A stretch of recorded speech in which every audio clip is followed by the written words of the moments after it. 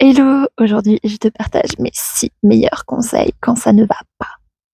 Les 6 choses qui m'aident le plus quand je me sens pas bien, quand je me sens déprimée, quand j'ai des émotions très désagréables, quand je me sens bloquée, quand les choses ne vont pas comme je voudrais. Ces choses qui m'aident à ressortir rapidement, grandie des épreuves de la vie. Parce que les personnes très proches disaient de moi que oui, je suis sensible, mais que j'ai cette capacité à ressortir rapidement grandi des épreuves ou de mes downs. Donc je t'apprends aujourd'hui ces 6 choses qui m'aident beaucoup. Alors, qui suis-je aussi pour te partager ça? Donc depuis environ 4 ans, je suis psychopraticienne certifiée en technique de libération émotionnelle et de reprogrammation du subconscient. J'ai vécu beaucoup d'épreuves dans ma vie, pas plus tard que l'année dernière, j'ai eu une rupture, j'ai perdu ma mère et cetera. Donc là, aujourd'hui, on va parler des choses deep, mais aussi juste des moments de blues, de déprime comme ça. J'ai fait aussi 2 dépressions dans mon passé. J'étais vraiment très, très, très mal dans ma peau. J'avais pas du tout confiance en moi. J'étais très timide et aujourd'hui, grâce notamment à ce que je vais te partager aujourd'hui, j'arrive à déjà vivre de ma passion, bien vivre de ma passion, m'exposer régulièrement, faire des vidéos comme ça, vivre, une vie beaucoup plus épanouissante, me sentir beaucoup plus en paix par rapport à ce que je vis et cetera. Donc voilà pourquoi je te partage tout ça aujourd'hui. Mais ma vie aussi, c'est des up and down, c'est pas toujours up et j'aime bien voir ça comme une sorte de schéma, c'est on monte et hop, je descends et hop, je remonte encore plus haut, je ressors grandi de tout ça et hop, la vie m'envoie un challenge pour me pousser à évoluer et hop et hop et hop et des fois hop et hop ensuite. C'est pas c'est des up and down, c'est le processus de guérison de la vie. Donc ces 6 choses, c'est 1, d'abord quand je me sens pas bien, une des toutes premières choses, c'est que j'essaye d'accueillir du mieux possible mon mal-être, mon inconfort, de me donner le droit de ne pas me sentir bien, d'accueillir ça. Parce que plus, par exemple, quand on se sent déprimé, plus on résiste, on s'en veut, plus on rajoute une couche d'inconfort à l'inconfort. C'est le mal-être, il est là, et nous, on rajoute une couche de mal-être parce qu'on s'en veut, et cetera. Alors que juste d'essayer d'accueillir, de se donner le droit: «Oui, là, je me sens pas bien». C'est OK, c'est humain de pas se sentir tout le temps bien et ce qui peut aider aussi dans ces moments, c'est de se rappeler le mantra: «Même si je me sens comme ça, je m'aime et je m'accepte profondément comme je suis». Ne pas résister parce que quand on ne résiste pas, c'est déjà plus léger. Aussi, ça peut être de parler de ce que je vis à quelqu'un, à un proche, de m'asseoir avec mon mal-être. Par exemple, dans la posture, c'est une technique qu'une de mes coachs m'avait partagée, la posture de l'étoile de mer. On se couche par terre, sur un tapis, sur notre lit et on ressent pleinement tout ce qui se passe en nous, sans résister. On respire à travers ça.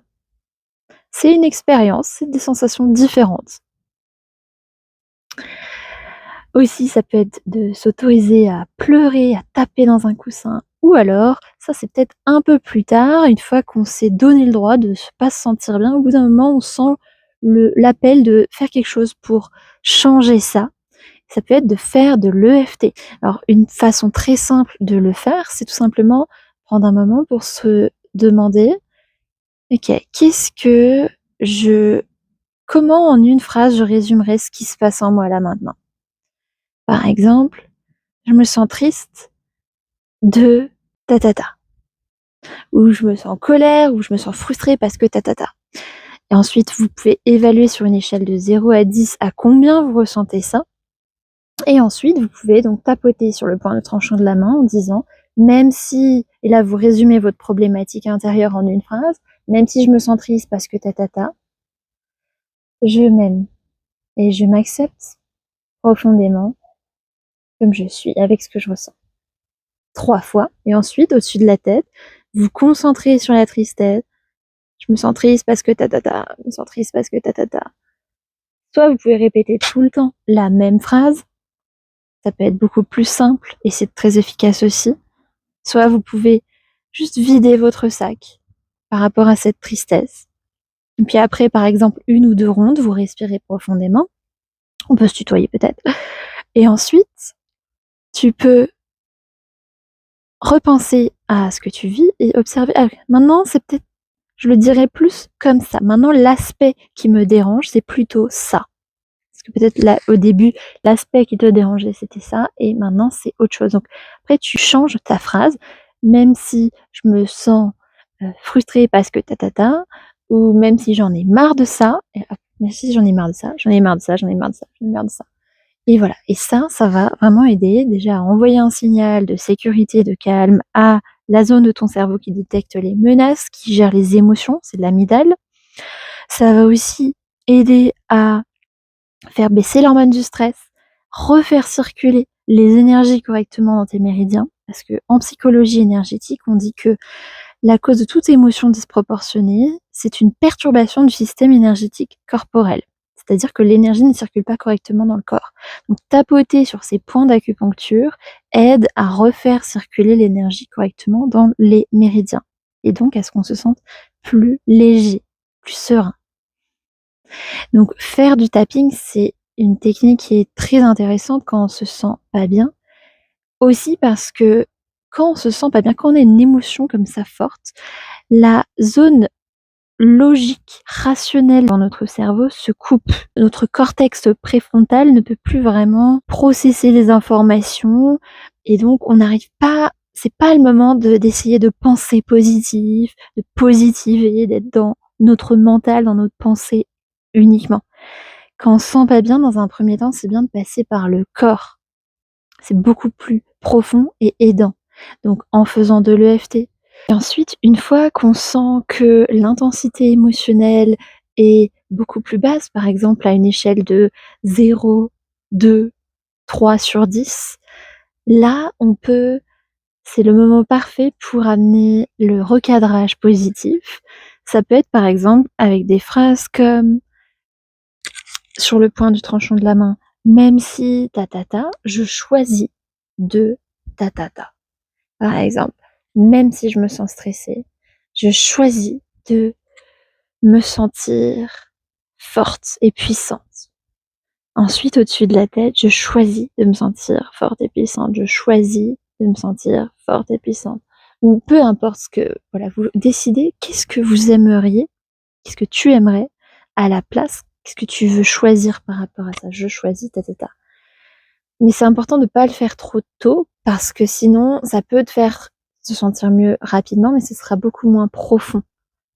D'abord, on nettoie, c'est comme si c'était un vase avec de la boue. D'abord, on nettoie la boue, on enlève la boue et après, on peut remettre de l'eau dedans. Donc voilà, même si tata. Ensuite, je choisis deux, je choisis deux.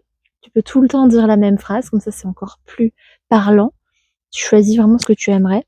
Et ensuite, la dernière étape qui peut être intéressante, ça peut aussi être tu alternes positif, négatif et tu finis par du positif. Par exemple, je me sens stressée, anxieuse, je choisis de me sentir forte et sereine. Je me sens stressée, anxieuse, je choisis de me sentir forte et sereine. Je me sens stressée, je choisis de me sentir forte et sereine. Ça va créer une association entre je me sens stressée et je choisis de me sentir forte et sereine. C'est très bien, ça aide vraiment à libérer les résistances par rapport à ça. Et est-ce que tu ressens plus de force, de sérénité quand tu te sens anxieuse ou stressée, par exemple? En pleurant, en ressentant tout ça, en respirant profondément, en faisant aussi du shaking. Ça peut être quelque chose qu'on peut faire, c'est des tremblements. En fait, on va faire, par exemple, on se met debout et on va faire bouger tout notre corps pour évacuer les tensions. Parce que quand on se sent pas bien, ça peut être parce qu'il y a des tensions qui sont bloquées.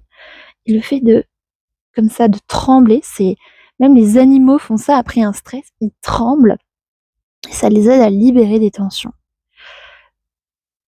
Donc ça peut aussi vraiment aider, ou des exercices de respiration. Aussi, Après ça, quand on est déjà calmé, ça peut être intéressant d'écrire, de noter sur un carnet les histoires qu'on se raconte. De noter par exemple comment on se sent, triste, frustré et qu'est-ce qui se cache derrière. Quelles sont les histoires que notre mental nous raconte? Quelles sont nos pensées? Parce que nos émotions viennent notamment de nos pensées, des pensées qu'on a par rapport à une circonstance. Ça vient pas de la circonstance, mais de nos pensées. Donc de noter les pensées. Qu'est-ce que notre mental nous fait croire là maintenant par rapport à la situation qui crée ces émotions?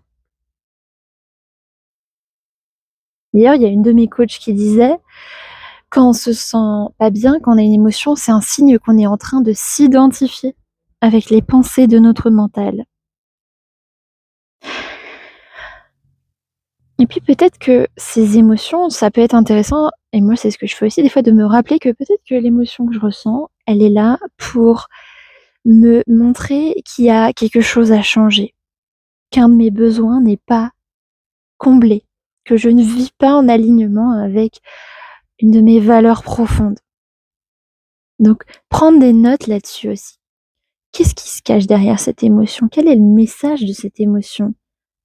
Est-ce qu'il y aurait une intention positive? Elle veut m'aider à changer quelque chose?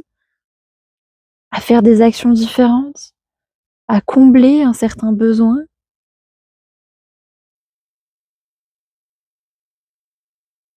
Puis aussi par écrit, ce qu'on peut faire, ça peut être aussi du journaling en écrivant par exemple, une fois que la charge émotionnelle est plutôt descendue, comment donc la situation c'est ça, comment j'aimerais me sentir à la place?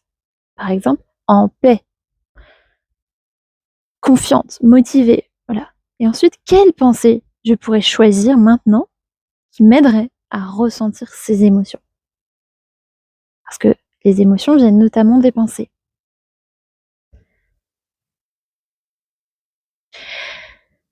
Aussi, ça c'est une approche qui s'appelle Access Consciousness. C'est mon père qui est facilitateur, qui est formé à ça, qui m'a partagé une des questions de l'approche Access Consciousness qui est vraiment intéressante pour aider à prendre du recul, à voir les situations difficiles, challengeantes, avec plus de sagesse, de positivité, à changer notre perception quand vraiment on se sent pas bien, à s'ouvrir, à voir la chose différemment. La question à se poser, sans chercher à y répondre, c'est: en quoi cette situation est un cadeau de la vie pour m'aider à évoluer vers le meilleur de moi-même?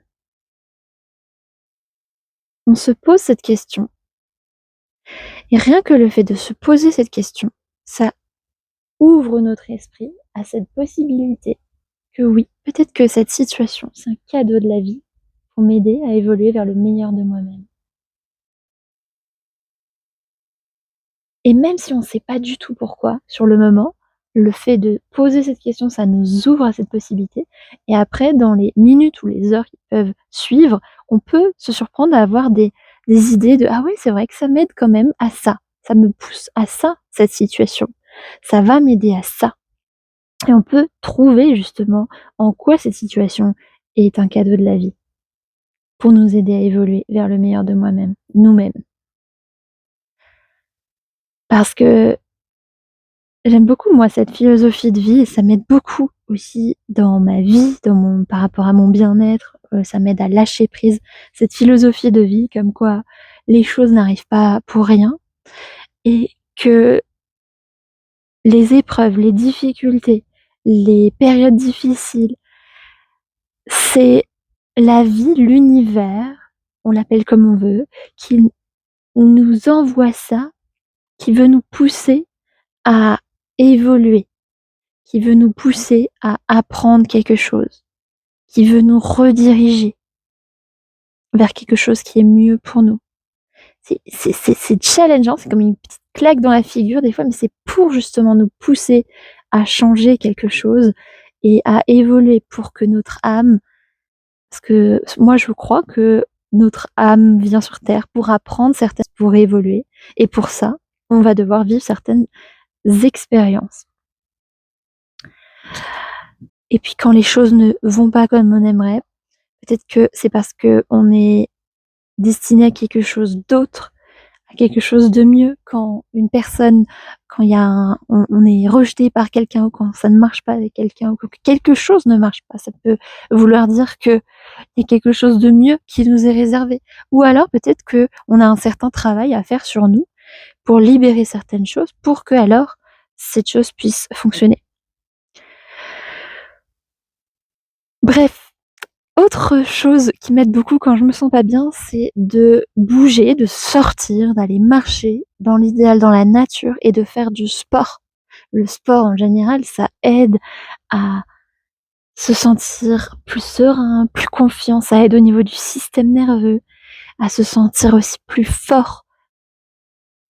Même la marche on sous-estime ça, mais la marche, ça a tellement de bénéfices. J'ai écouté un podcast l'autre fois de Mel Robbins qui parle de tous les bienfaits de la marche. Rien que quelques minutes de marche, c'est déjà génial. Et toute dernière chose qui m'aide quand je me sens pas bien, quand je vis des épreuves, des gros blocages ou autre, quand ça ne va pas comme je voudrais, c'est que je réserve une séance EFT ou Psyche ou réencodage de la matrice des fois. Parce que, et oui, moi aussi, alors que je suis thérapeute et que j'ai des outils, des fois certaines choses sont beaucoup trop... Des fois on ne peut pas vraiment libérer certaines choses seul parce qu'il y a besoin de faire un travail en profondeur. Ou parce qu'on pourrait, mais ça prendrait énormément de temps et d'énergie. Et ça m'aide aussi à pouvoir être la meilleure version de moi possible pour aider les personnes que j'accompagne. Parce que oui, on peut se libérer, on peut avancer seul par rapport à certaines choses, par rapport à dans certains moments de notre vie. Mais des fois, comme dit, il y a besoin d'un professionnel extérieur pour nous aider, pour nous guider dans un travail beaucoup plus profond, pour que ce soit plus rapide et plus fluide. On n'est pas obligé de galérer 20 ans et moi je supporte pas de me traîner une problématique, un blocage, un mal-être pendant des jours, des semaines, des mois. Je suis très sensible et puis après ça empire, après ça peut créer des symptômes physiques comme par exemple de la fatigue chronique, même des ballonnements, des maux de tête chez certaines personnes, des problèmes de sommeil, une tendance à grignoter beaucoup plus, à grossir, etc. Et se répercuter dans nos relations, dans d'autres domaines. Donc moi franchement je supporte pas de me traîner un problème pendant 20 ans. Et pour le petit partage personnel, donc moi quand ça va pas, quand il y a un truc vraiment que je sens qui est trop difficile à traverser, que j'arrive pas à dépasser, j'arrive pas à avancer par rapport à cette chose. Je prends des séances comme ça des fois ponctuellement, mais des fois, il y a des périodes où j'ai besoin d'un suivi beaucoup plus profond, de me sentir, d'avancer beaucoup plus, de me libérer beaucoup plus. Et là, par exemple, mardi, j'ai un nouvel accompagnement qui commence pour moi. Et j'ai trop hâte parce que ça fait tellement bien de pouvoir se sentir soutenu, de pouvoir avancer rapidement et vraiment ces techniques sont fascinantes et bluffantes parce que comme on agit via le corps, le subconscient, etc., on peut vraiment voir des changements beaucoup plus rapidement qu'avec les approches traditionnelles et c'est bluffant, c'est passionnant. Après, des fois, il y a plus de résistance, il y a besoin d'un travail un peu plus profond, mais des fois, ça peut être très rapide aussi. En fait, Psyche EFT, pour finir, en fait, ce que ça aide à faire, c'est que ça aide à libérer les résistances inconscientes qu'on a par rapport au fait de réussir à faire certaines choses, à être la meilleure version de nous, à ressentir ce qu'on aimerait ressentir, par exemple la sérénité. Ça aide vraiment à libérer les résistances qu'on a dans notre inconscient par rapport à ça.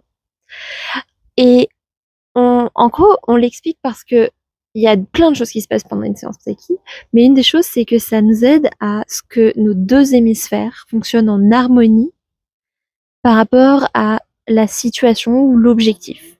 Parce que quand il y a un des deux hémisphères, par exemple l'hémisphère droit, c'est l'émotionnel, la généralisation. Des fois, on est trop dans cet hémisphère-là et pas assez dans l'autre. Et grâce aux équilibrations Psyche, on peut faire en sorte d'avoir les 2 hémisphères qui fonctionnent ensemble par rapport à un objectif, une situation. Ça nous aide aussi à libérer la charge émotionnelle qu'il y a par rapport à une situation passée. Des fois, en séance, les personnes ont des situations qui étaient très douloureuses, par exemple, ou qui leur faisaient très peur, ou voilà. Et grâce aux équilibrations, en l'espace de quelques minutes, elles peuvent se sentir, et moi aussi, détachées, neutres, en paix par rapport à ces situations passées, présentes ou futures. C'est vraiment super intéressant. Et en EFT aussi, là, ce que je vous ai partagé, c'est intéressant, mais pour vraiment qu'on puisse voir le plus de changements profonds et durables, c'est intéressant de travailler sur les événements racines dans le passé, derrière nos angoisses, derrière nos blocages, nos réactions disproportionnées. C'est ça qui aide à voir le plus de changements. Parce qu'en psychologie énergétique, on dit toutes les réactions inadaptées qu'on a dans les situations de la vie quotidienne, par exemple, on est paniqué alors qu'il n'y aurait objectivement pas de quoi, viennent d'expériences passées qui restent bloquées dans notre système énergétique et qui ancrent le blocage. Et en EFT, en réencodage de la matrice, on peut vraiment aller trouver ces événements racines de notre problématique et les libérer émotionnellement, se sentir neutre par rapport à ça. Et donc, après, ça nous aide à ce qu'on n'ait plus la problématique, la réaction disproportionnée dans le présent. Enfin bref, j'espère que cette vidéo t'aura plu. Si oui, mets un petit pouce bleu, ça me motivera à en faire d'autres. Je t'invite à appliquer tout ça. Si tu as envie d'avoir plus d'infos sur mon approche, mes séances, mes techniques, tu peux cliquer sur le lien dans la description ou si tu as envie de réserver ta séance ou ton accompagnement. Et d'ici quelques semaines, tu pourrais être libéré de cette chose qui te pèse depuis des mois, des années. C'est possible, ça peut être très rapide. Imagine être libéré, te sentir beaucoup plus comme la meilleure version de toi-même dans ces situations-là. C'est possible. En attendant, prends bien soin de toi. Je t'envoie plein de belles ondes et je te dis à bientôt.